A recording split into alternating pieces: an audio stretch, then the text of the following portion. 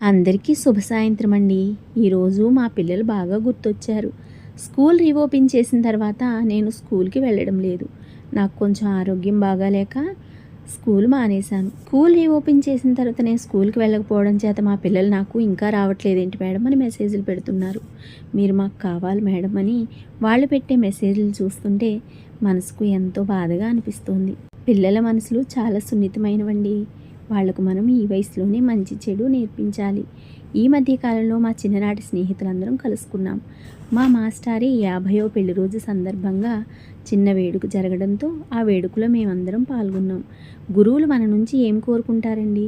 మనం ఇచ్చేటువంటి ఆ భక్తిని, ప్రేమను, వాళ్ళని గౌరవించడం అంతే. చిన్నతనంలో గురువుని దైవంగా భావించేవాళ్ళం. కానీ ఇప్పుడు సమాజం, ఇప్పటి పిల్లలు గురువుకు కనీసం ఇవ్వవలసిన గౌరవం కూడా ఇవ్వడం లేదు.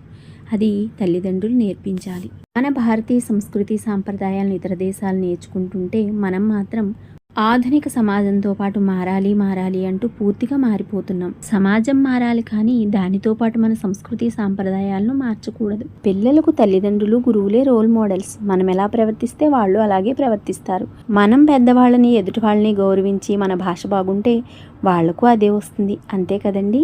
వీళ్ళేనండి మా గురువర్యులు, వారి ధర్మపత్ని. అప్పుడు కేవలం ప్రభుత్వ పాఠశాలలు మాత్రమే ఉండేవి. ఎక్కడో అరకొరగా ప్రైవేటు విద్యా సంస్థలు ఉండేవి. అప్పుడు చదువుని చాలా చక్కగా బోధించేవారు, నేర్చుకునేవాళ్ళం.